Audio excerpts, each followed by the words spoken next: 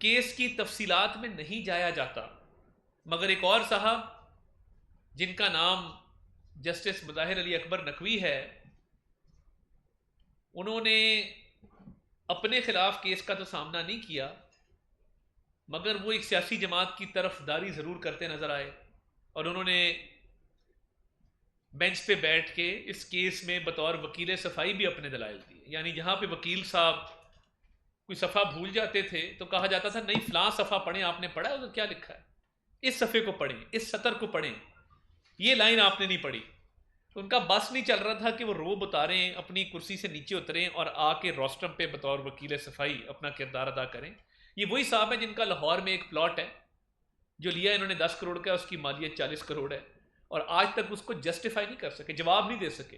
ये ज़रूर कहा कि कुछ ख़ानदानी ज़राए हैं जिनसे ये प्लॉट ख़रीदा है, मगर अभी तक किसी किस्म का कोई शवाहिद, कोई सबूत, कोई टैक्स रिटर्न्स के अंदर मामला। और जिस तरह प्लॉट ख़रीदा गया वो बड़ा सिंपल है कि जिस शख्स से वो ख़रीद रहे हैं उसने एक दिन पहले ख़रीदा, लेयरिंग की, ताकि किसी को शक ना हो। अपने ही किसी बंदे को खड़ा करके वो प्लॉट लिया और उसने महंगा लिया होगा, जाहिर बात है, इन्होंने उससे सस्ता ख़रीदा। तो ये एक दिन का जो गैप है, ये समझ में नहीं आता कि ये एक दिन का गैप किस लिए था। तो वो साहब भी जिनके खिलाफ सुप्रीम जुडिशल काउंसिल में केस पेंडिंग है, वो भी वहाँ बैठ के तो एक सर्टिफाइड खाइन की, एक सर्टिफाइड चोर की बाकायदा सफाई पेश कर रहे थे। अब जब जजेस जो हैं वो वकला का काम करेंगे और वकील सफाई का काम करेंगे, तो फिर वकील सफाई को तो छुट्टी दे दें, आप ये काम खुद ही कर लें। और मुल्क की सबसे बड़ी अदालत जब लोअर कोर्ट्स पे, और इनको मातहत अदालतें क्यों कहा जाता है, क्योंकि ये ताबे हैं, ये मातहत हैं बड़ी अदालतों के। तो जो मातहत अदालतें हैं उसमें जब ये मामलात ज़ेरे गौर आएंगे तो उन्होंने तो बड़ी अदालत को देखना है, और बड़ी अदालत जो है वो माइंड दे चुकी है, वो कह चुकी है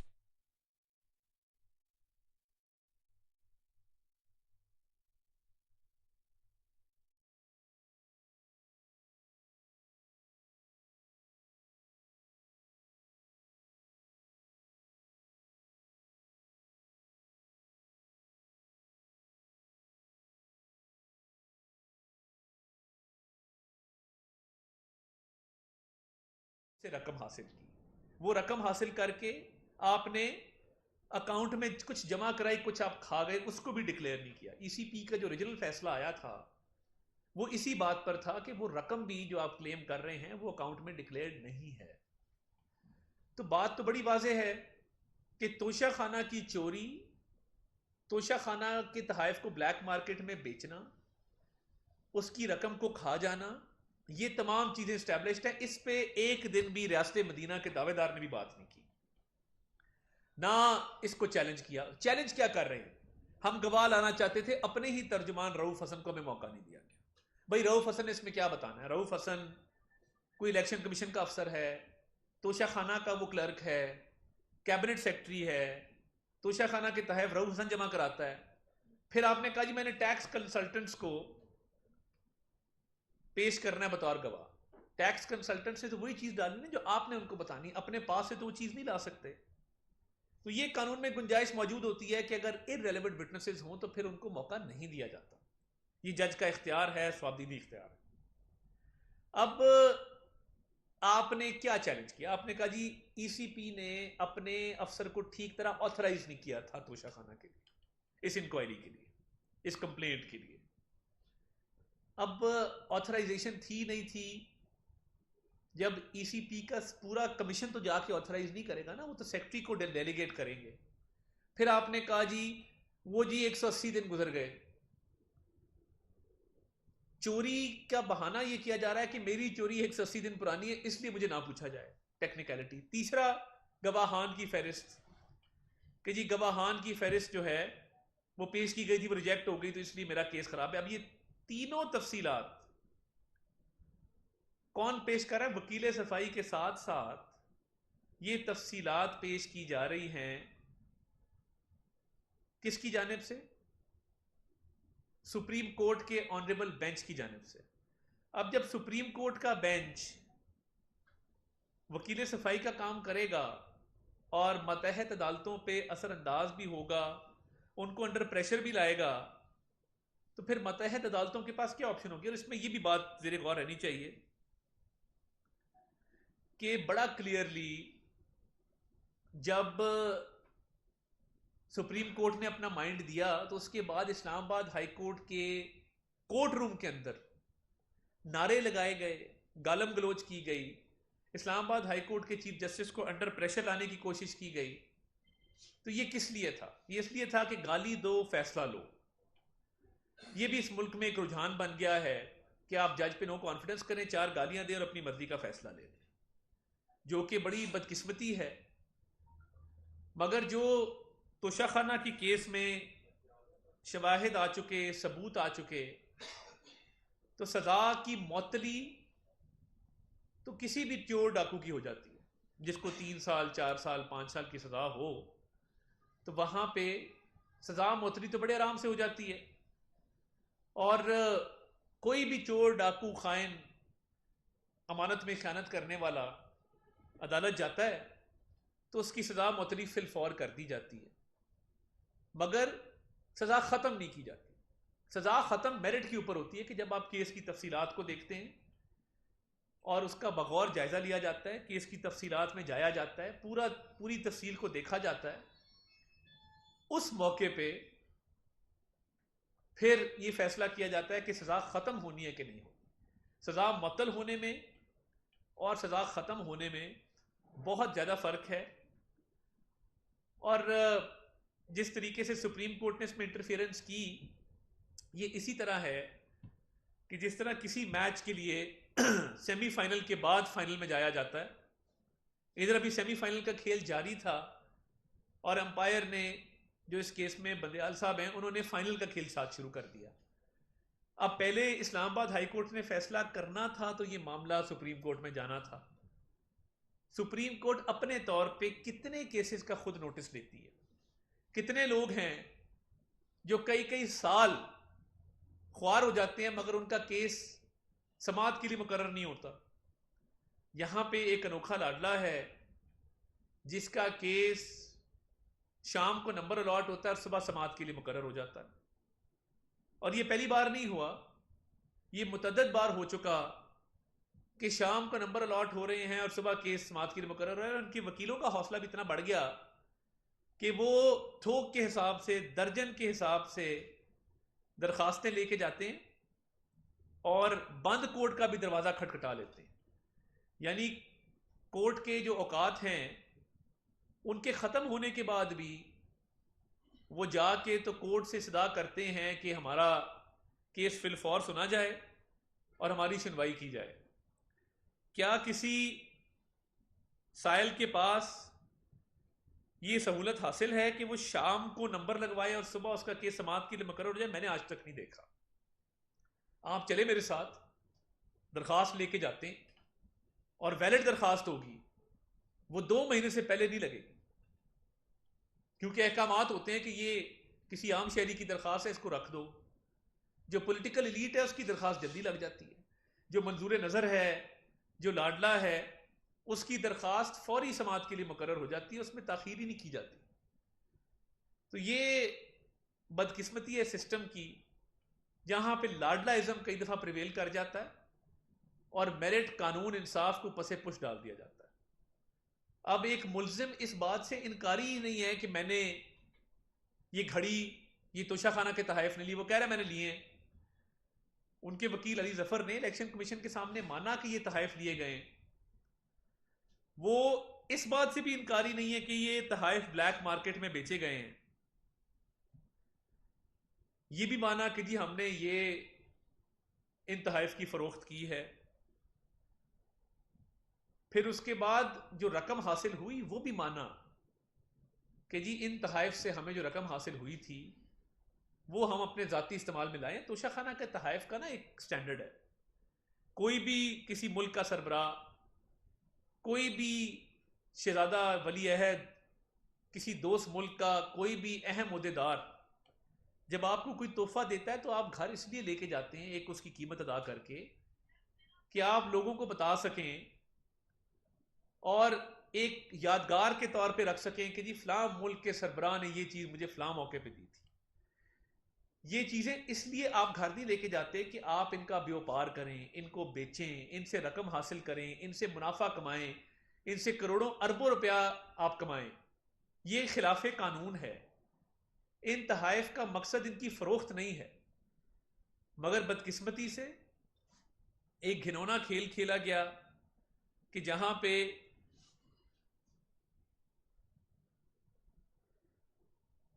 ना सिर्फ इन तहाइफ को बेचा गया,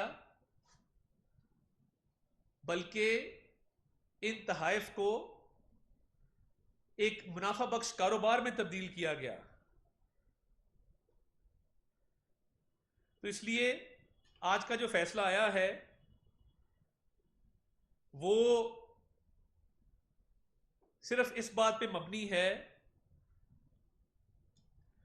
कि गालम गलोच की गई, सुप्रीम कोर्ट असरअंदाज हुआ इस फैसलों पे, और सुप्रीम कोर्ट के चीफ जस्टिस, मेरे तो ख्याल में उनको पाकिस्तान तहरीक इंसाफ का कोई केस नहीं सुनना चाहिए था। वो ऑडियो आ जाने के बाद, जब वो ऑडियो आई है और उनकी सास साहिबा गुफ्तगू फरमा रही हैं, उसके बाद गुंजाइश नहीं थी किसी किस्म की भी कि वो तहरीक इंसाफ से मुंसलिक किसी केस को सुनते। और आपके जहन में ये बात भी रहे कि जब इन ऑडियो लीक्स के लिए कमीशन बनाया गया, वो सुप्रीम कोर्ट के एक सिटिंग जज और 2 हाई कोर्ट्स के सीनियर जज साहबान पे मुश्तमिल कमीशन था। वो कमीशन उस पर स्टे खुद दे दिया, यानी आपकी अपनी सास की इंक्वायरी है, ऑडियो लीक्स का मामला आया, आपने कहा जी मेरे से मशावरत नहीं हुई। अगर आपसे ही मशावरत करके आप ही की सास के खिलाफ इंक्वायरी करनी है तो आप घर में ही फैसला कर लेते। आप कह देते, अपनी सास को बुला के कहते कि मैं आपको बाइज्जत बरी करता हूं, आमने सामने बैठ के। ये घर में गुफ्तगू की जा सकती थी, घर में इसका फैसला दिया जा सकता था, मगर आपने ये जरूरी समझा कि आपने फिर अपने ओहदे का नाजायज इस्तेमाल किया। आपने उस इंक्वायरी कमीशन को रोका, गैर कानूनी डिक्लेयर किया कि आप अपनी सास को रिलीफ देने के लिए खुद मैदान में आ गए और आपने नाजायज रिलीफ दिया जो कि आप नहीं दे सकते थे। आपका ओहदा इस बात का मुतकाजी था कि आप जस्टिस काजी फायजीसा को और हाई कोर्ट के दीगर जजेस को इसकी इंक्वायरी करने देते, और गवर्नमेंट ने बाकायदा ये कमीशन जब नोटिफाई किया तो ये कमीशन इसलिए नोटिफाई किया गया था कि दूध का दूध और पानी का पानी हो, मगर ये बड़ी अफसोस की बात है कि आप घर में बैठ के ही अपने आप को आप रिलीफ दे देते हैं। और मैं ये बात समझने से कासिर हूं कि ये रिलीफ सिर्फ लाडली के लिए क्यों है, किसी आम पाकिस्तानी के लिए तो किसी किस्म का रिलीफ प्रोवाइड नहीं किया जाता और बाकायदा कई कई साल लग जाते हैं। तो इसलिए आज जो सजा मुअत्तल हुई है, इसके बाद रिहाई मुमकिन नहीं है। और वो क्यों नहीं है, मैं वो भी आपके सामने बयान करता चलूं। रिहाई इसलिए मुमकिन नहीं है कि साइफर के केस में न्याजी साहब ऑलरेडी जुडिशियल रिमांड पे हैं। जुडिशियल रिमांड पे जब भी किसी शख्स को जेल भेजा जाता है उसकी एक मुद्दत होती है, और वो मुद्दत 30 अगस्त तक उसमें तौसीक़ की गई थी। तो 30 अगस्त तक जो तौसीक़ की गई है वो भी साइफर का केस आगे चलना है, उसमें अभी ट्रायल की स्टेज आनी है। तो फिल फॉर रिहाई मुमकिन इसलिए नहीं लगती क्योंकि साइफर का केस शुरू हो चुका है, और इनके वकील बाबर अवान साहब साइफर के केस में बाकायदा पेश हुए, और ना सिर्फ पेश हुए बल्कि अपने मौकिल का दिफा भी उन्होंने किया। तो ऐसी बात नहीं है कि इनके वकला इस बात से बेखबर थे कि आज रिहाई मुमकिन नहीं होगी। रिहाई के हवाले से ये बात बिल्कुल वाज़ेह है कि जब तक साइफर के केस में ये बेल नहीं मिलती तो ये रिहाई मुमकिन नहीं हो सकेगी। और ये जो तोशाखाना का केस है, इसमें भी ये बेल के मुतरादिफ है, ये सजा मौतली ये बेल के मुतरादिफ है, और इसमें किसी किस्म का सजा खत्म होने का ना अंदिया दिया गया है, ना सजा खत्म होने का कोई अंसर शामिल है। तो ये बात बिल्कुल वाज़ेह है कि ये एक तरह से बेल मिली है, और ये बेल सदर मुमलिकत भी इसमें अपना किरदार अदा कर चुके हैं। मैं दोबारा आपको ये बताना चाहता हूं कि सदर मुमलिकत ने जिस तरह चोरों डाकुओं की सजाओं में किसी भी ईद के मौके पे सजा में कमी वाक़ई की जाती है, सदर मुमलिकत ने अपने ही पार्टी के चेयरमैन की सजा में 6 माह की 14 अगस्त को कमी जो है उस पर साइन किए। तो ये जो कहते थे एनआरओ नहीं लेना, ये जो 3 साल की सजा थी इसको 2 साल 6 महीने की सजा में कन्वर्ट किया गया, ताकि इस्लामाबाद हाई कोर्ट से आसानी से रिलीफ लिया जा सके। तो मैं ये जो सजा में कमी वाक़ई की गई है इस पर भी वाज़ेह करता चलूं कि ये सदर मुमलिकत को जो इख्तियार आइन ने दिया है, कानून ने दिया है सजाओं में कमी वाक़ई करने का, ये इसलिए नहीं दिया था कि अपने ही लोगों को आप रिलीफ दे दें, अपने ही लोगों को आप नवाजना शुरू कर दें।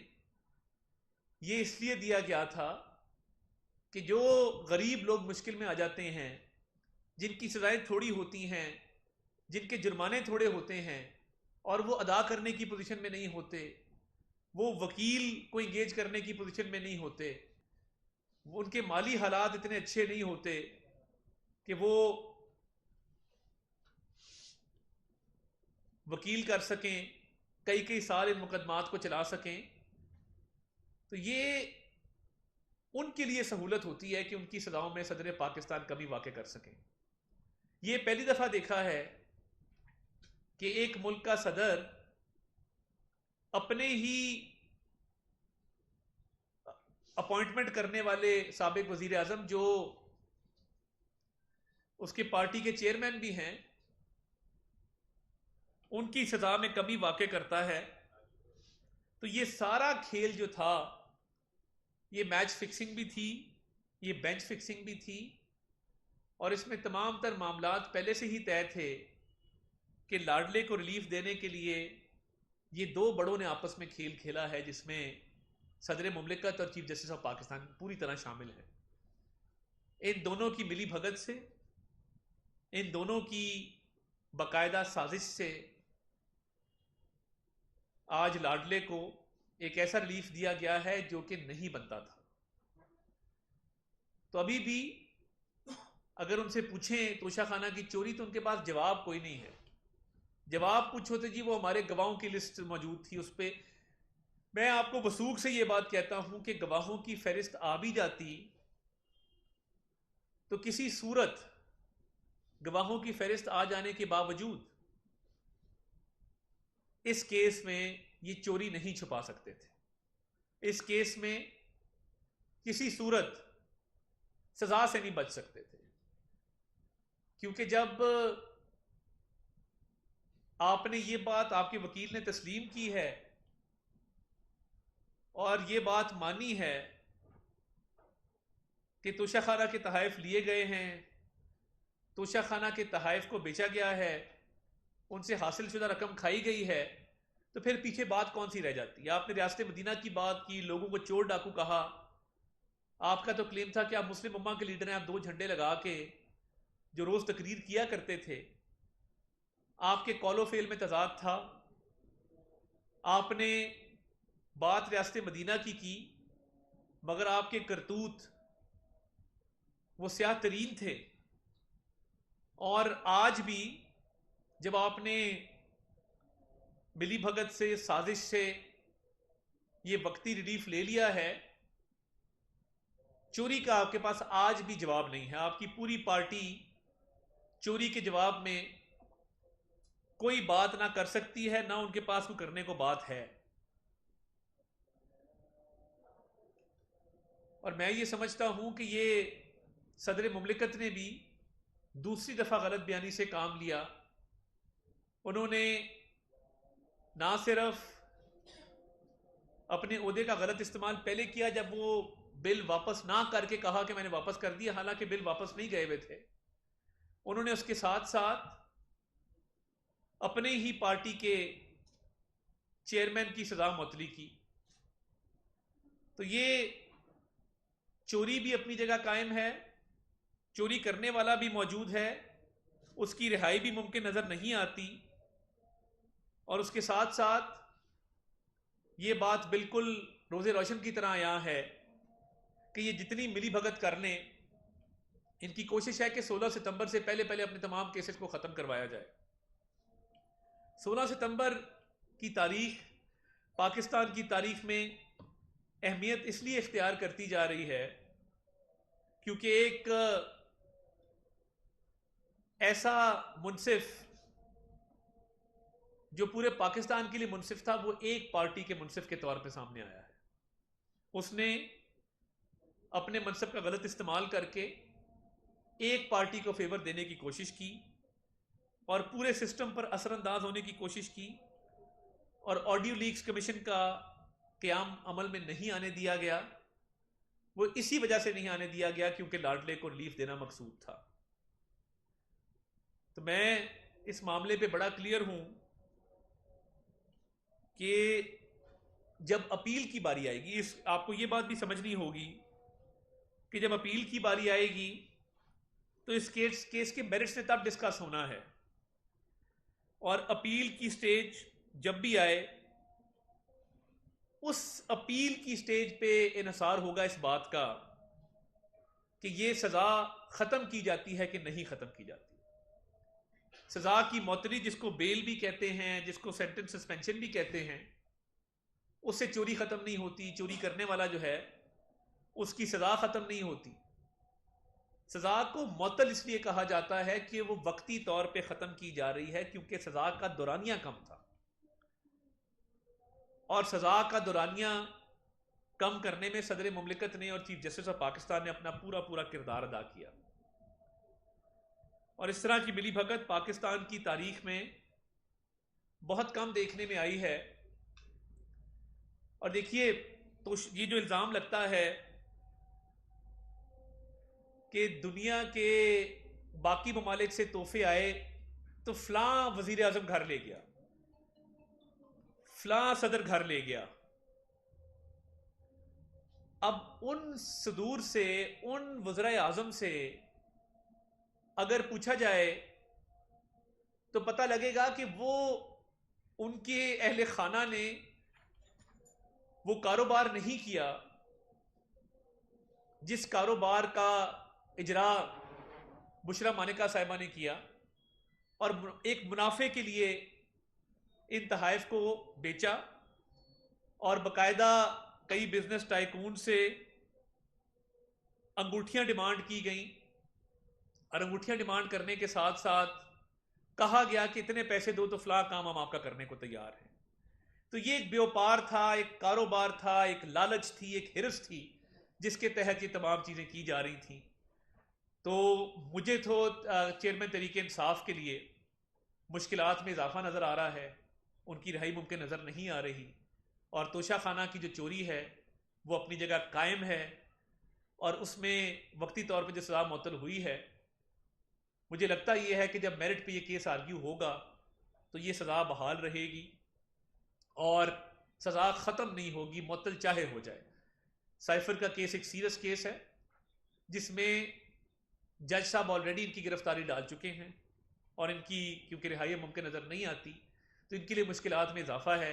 चोरी का भी हिसाब देना होगा और साइफर का भी जवाब देना होगा। आपका बहुत शुक्रिया, थैंक यू जी।